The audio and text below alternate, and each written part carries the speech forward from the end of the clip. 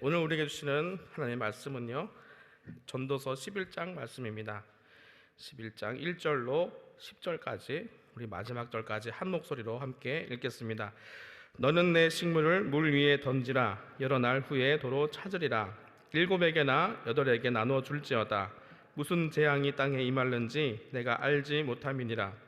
구름에 비가 가득하면 땅에 쏟아지며 나무가 나무로나 북으로나 쓰러지면 그 쓰러진 곳에 그냥 있으리라. 풍세를 살펴보는 자는 파종하지 아니할 것이요 구름을 바라보는 자는 거두지 아니하리라. 바람의 길이 어떠함과 아이 벤 자의 태에서 뼈가 어떻게 자라는 것을 내가 알지 못함같이 만사를 성취하시는 하나님의 일을 내가 알지 못하느니라. 너는 아침에 씨를 뿌리고 저녁에도 손을 거두지 말라. 이것이 잘 될는지 저것이 잘 될는지 혹 둘이 다 잘 될는지 알지 못함이니라. 빛은 실로 아름다운 것이라. 눈으로 해를 보는 것이 즐거운 일이로다. 사람이 여러 해를 살면 항상 즐거워할지로다. 그러나 캄캄한 날이 많으리니 그 날을 생각할지로다. 장래일은 다 헛되도다. 청년이여 내 어린 때를 즐거워하며 내 청년의 날을 마음에 기뻐하여 마음에 원하는 길과 내 눈이 보는 대로 조차 행하라. 그러나 하나님이 이 모든 일로 인하여 너를 심판하실 줄 알라. 그런즉 근심으로 내 마음에서 떠나게 하며 악으로 내 몸에서 물러가게 하라. 어릴 때와 청년의 때가 다 헛되니라. 아멘. 요한행보 오늘의 제목을 보시겠습니다. 오늘의 최선을 다하라 라는 제목입니다. 우리 중심 구절 함께 읽겠습니다. 청년이여 내 어린 때를 즐거워하며 내 청년의 날을 마음에 기뻐하여 마음에 원하는 길과 내 눈이 보는 대로 조차 행하라. 그러나 하나님이 이 모든 일로 인하여 너를 심판하실 줄 알라. 아멘. 내용을 보시겠습니다. 전도서는 크게 세 부분으로 나누어진다. 첫 번째 부분은 해 아래에서의 헛된 세상을 논한다. 둘째 부분은 허무한 인생을 극복하는 지혜로운 삶의 방법에 대해 짧은 격언의 형식으로 언급한다. 그리고 결론 부분인 시작인 본장에서는 허무한 인생 속에서도 새로운 모험과 가능성을 향해 도전하라고 권고한다. 본장에서 솔로몬은 성패에 상관없이 인생에 최선을 다하는 것이 지혜라고 말한다.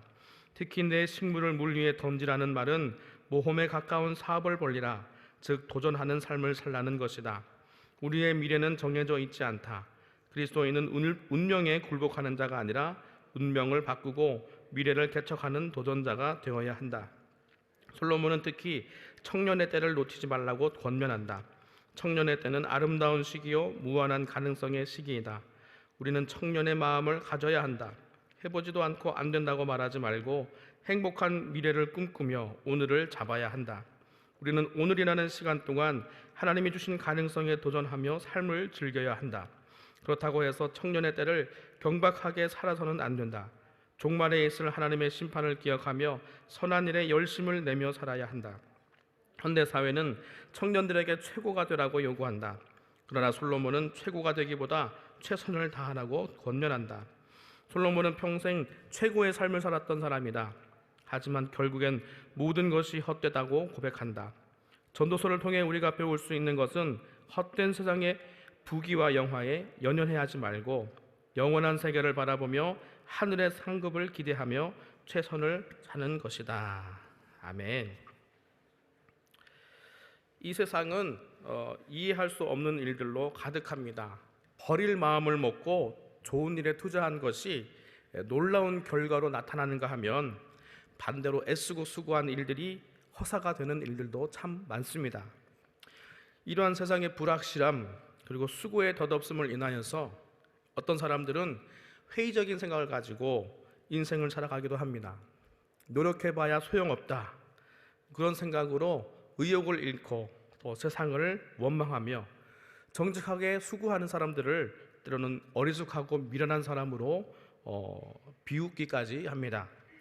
세상에서 들려오는 뉴스들에 한번 귀를 기울여 보면요, 이런 태도로 살아가는 것이 때로는 이해가 됩니다. 전도자처럼 해 아래에서의 삶을 관찰하고 분석하고 생각하고 또 생각하면은 나오는 결과는 단 하나입니다. 그것은 뭐냐 하면은 허무라는 것이죠. 여러분, 인본주의의 가장 최고 정점은 허무주의입니다. 그러나 만유를 통치하시고 우리의 머리털까지 세시는 정직한 하나님께서는요, 살아계신 분이십니다. 해 위에 계신 심판주 앞에서 오늘의 노력들은 모두 다 반드시 결실로 맺혀지게 될 줄 믿습니다. 우리 1절을 한번 보시겠습니다. 너는 내 식물을 물 위에 던지라, 여러 날 후에 도로 찾으리라. 아멘. 이 본문을 대부분 어떻게 해석하는가 하면은, 보답을 바라지 말고 선행을 행하라, 그러면 보이지 아니하시는 하나님께서 갚아주시리라, 이렇게 해석합니다.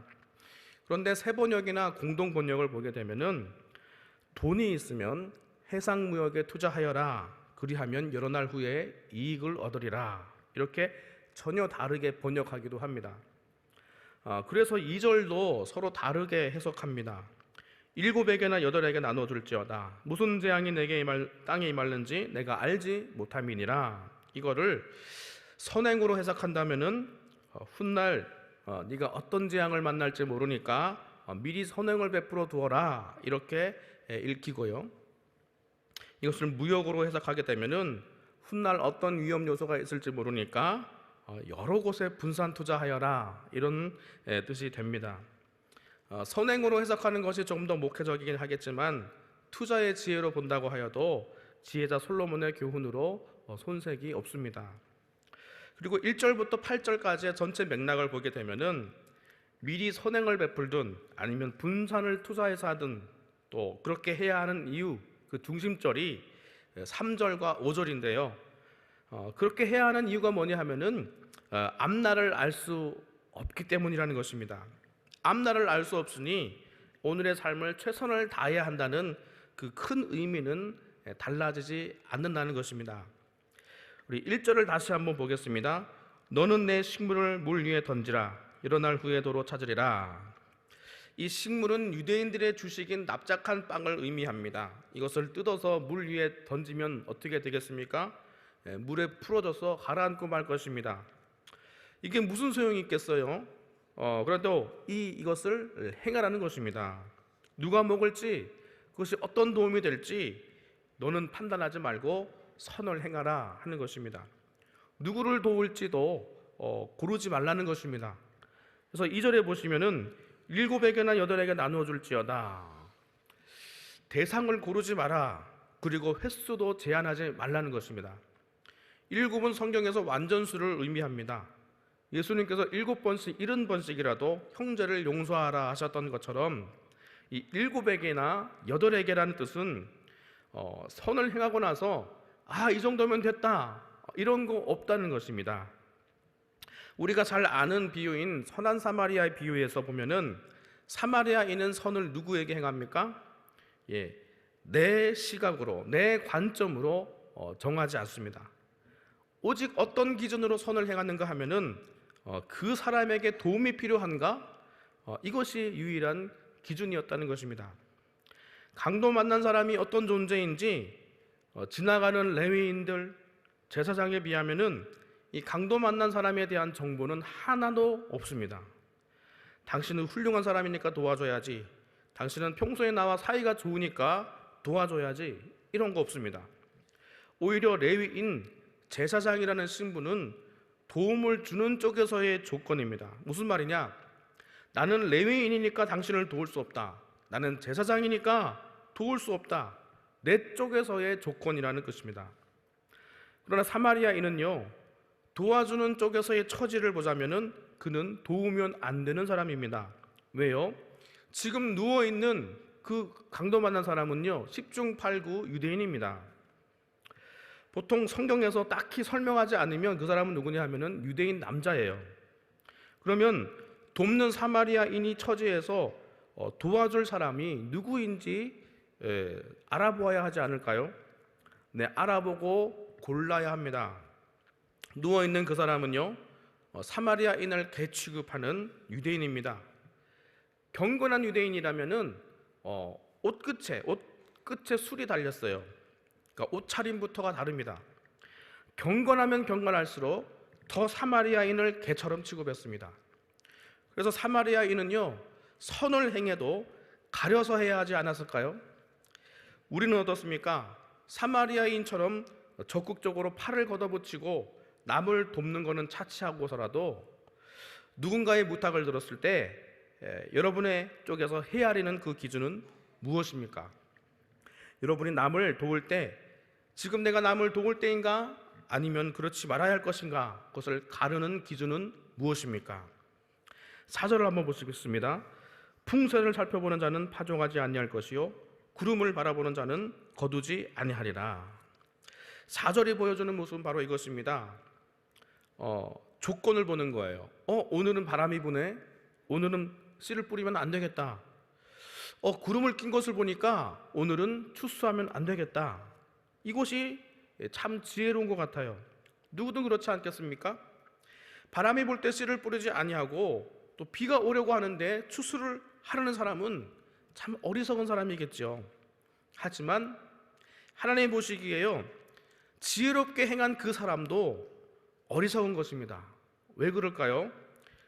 스스로 지혜 있다고 자부하는 그 사람도 한 치 앞을 보지를 못하거든요. 3절을 보겠습니다. 구름에 비가 가득하면 땅에 쏟아지며 나무가 나무로나 북으로나 쓰러지면 그 쓰러진 곳에 그냥 있으리라. 아름드리 나무가 큰 재앙을 만나서 쓰러집니다. 그런데 한 번 쓰러진 나무는 그것이 아무리 큰 나무였다고 할지라도 그 쓰러진 곳에서 누워서 일어날 줄을 모릅니다. 운명을 다시 되돌릴 수 없다는 것입니다. 여기서 잠시 김수영 시인의 풀이라는 시가 생각났습니다. 풀은 바람이 불 때마다 누웠다가 일어납니다. 바람보다 더 빨리 누웠다가 또 바람보다 더 빨리 우는 약한 존재입니다. 그런데 어떨 때는요, 바람보다 더 빨리 일어선대요. 약해 보이지만 강한 존재가 누구냐? 김수영 시인은 이렇게 말하고 싶은 것 같아요. 바로 민초들이다. 그런데 전도서에서 보면 어떻습니까? 하나님이 불게 하신 바람에 누워서 일어나는 존재는 아무도 없습니다. 그걸로 그냥 끝장입니다. 해 아래에서의 삶을 살다가 해 위에 계신 심판주 앞에 서게 될 때는 이 땅에서의 일, 해 아래에서의 모든 일들을 책임지게 될 때가 온다는 것입니다. 아까 드렸던 질문을 다시 드리겠습니다. 여러분이 선을 행하는 그 기준은 무엇입니까? 누군가의 부탁을 들었을 때에 지금 그 사람을 도울 것인가 아닌가 이것을 가르는 기준은 무엇입니까? 풍세를 보고 구름을 봅니까? 지금 내 형편이 어려우니까 좀 나아지면 도와야지 이것입니까? 아니면은 저 사람의 형편이 너무나 어렵게 되었구나 이쪽으로 마음이 기우세요? 여러분, 그리스도인이라면은 어떻게 해야 할 것 같습니까? 내 쪽의 기준보다는 오히려 저쪽의 기준으로 조금 더 치우쳐야 하지 않겠습니까? 그런데 가서 살다 보면은 저쪽의 사정은 전혀 귀에 들어오지 않는 그런 사람이 있습니다. 먼저 뭘 생각합니까? 왜 이런 부탁을 나에게 할까? 저 사람이 평소에 나에게 어떻게 했는가? 지금 내 형편과 사정이 얼마나 어려운가? 마음이 이쪽 기준과 판단에서만 머물지 아예 저쪽 사정에 대해서는 마음이 동요하지도 않는 것 같습니다. 전도자는요, 이런 우리의 마음을 너무나도 잘 알고 이렇게 도전하는 것 같습니다. 여러 날 후에도 찾으리라. 반드시 그 일에 대한 대가가 있을 거라는 거예요. 그러면서 이 일에 부정적이었던 우리의 마음을 어떻게 표현합니까? 내 식물을 물 위에 던지라. 아무 쓸데없이 보인다고 너는 확신하지? 그런데 그것을 행하라는 것입니다. 식물을 물 위에 던지는 것처럼 무의미해 보이는 것은 우리의 시각이지 하나님의 시각이 아닙니다. 선한 사마리아인의 비유에서요, 강도 만난 자에 대한 정보는 하나도 없습니다. 정말 말 그대로 아무에게나 그냥 물 위에 식물을 던지라는 것입니다. 레위인, 제사장, 가난하거나 어렵거나 아프거나 이런 조건과 기준은 선을 행하는 데 있어서 아무 필요가 없다는 것입니다. 선을 행하는 데 있어서 유일한 기준 하나는 강도 만난 그 사람 앞에 붙은 그 수식어입니다. 강도 만난 그 현실 앞에 여러분의 마음이 움직이게 되시기를 주님의 이름으로 축원을 드립니다. 마태복음 25장에 보면은 양과 염소의 비유가 나옵니다. 임금이 오른편에 있는 양들에게 이렇게 말씀하세요. 내 아버지께 복받을 자들이여, 나와 창세로부터 너희에게 예비된 나라를 상속하라. 그리고 그들이 천국에 합당한 이유를 말씀해 줍니다. 내가 줄일 때 너희가 먹을 것을 주었고, 목마를 때 마실 것을 주었고, 나그네 되었을 때 영접하였고, 갇힐 때 와서 돌아보았느니라. 그 말을 들은 양들이 묻습니다. 아니 언제 우리가 그렇게 하였습니까? 그러자 임금이 대답합니다.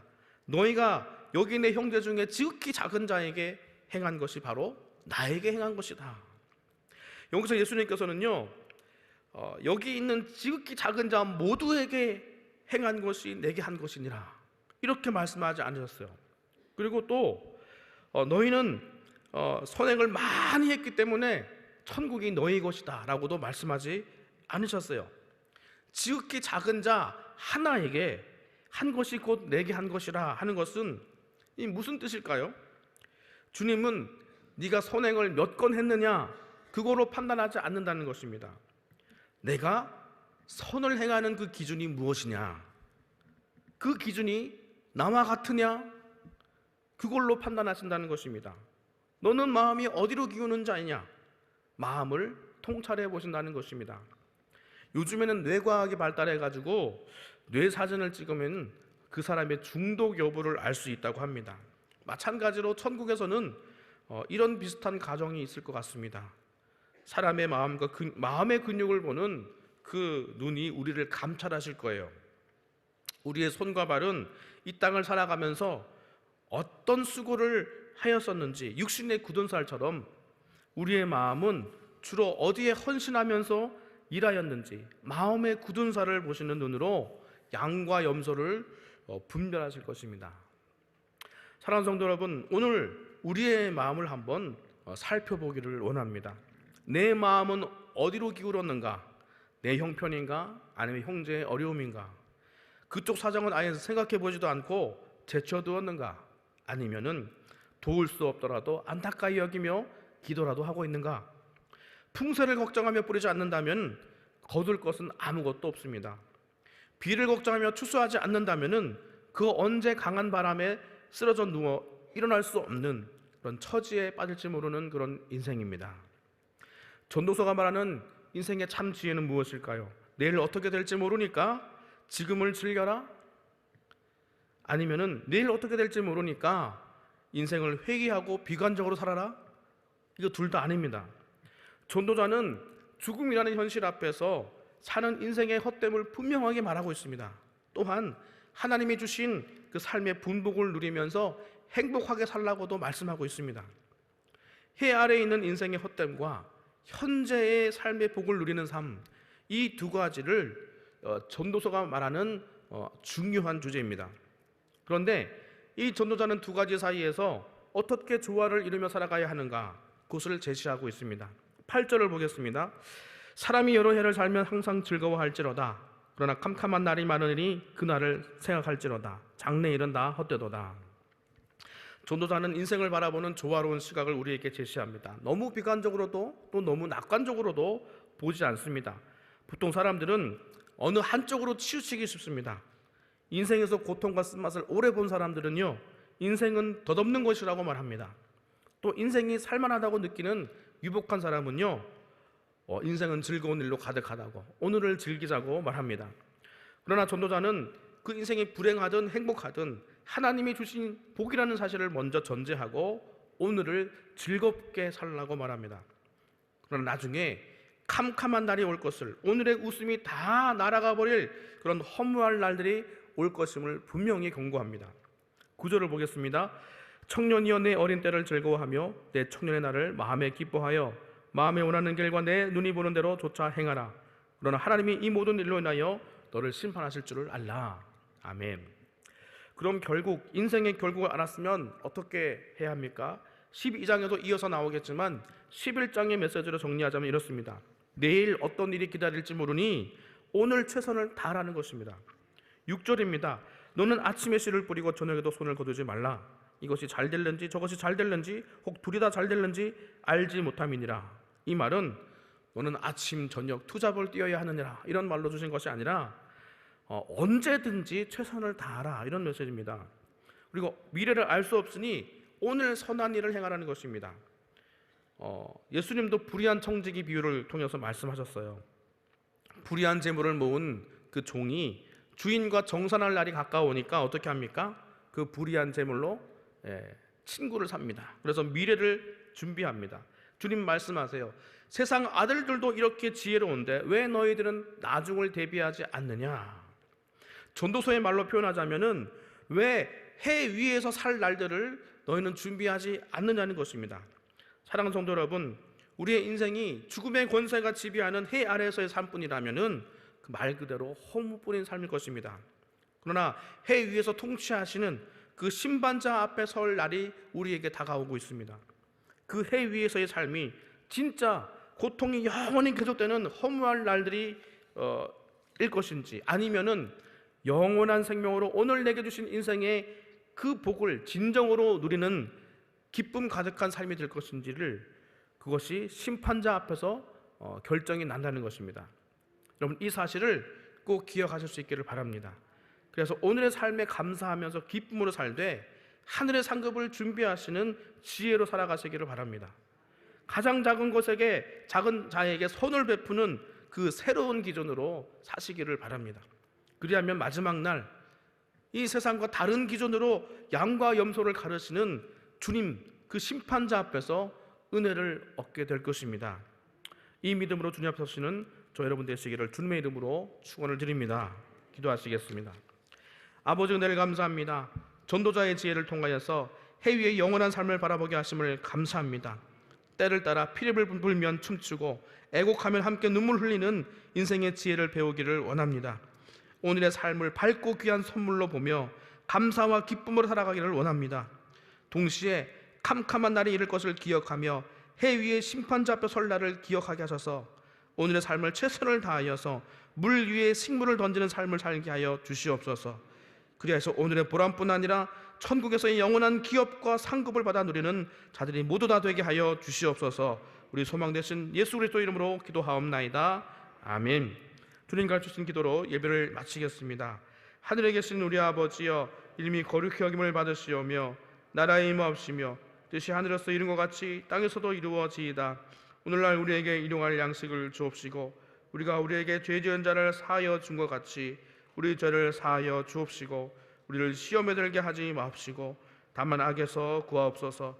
대개 나라와 권세와 영광이 아버지께 영원히 있사옵나이다. 아멘.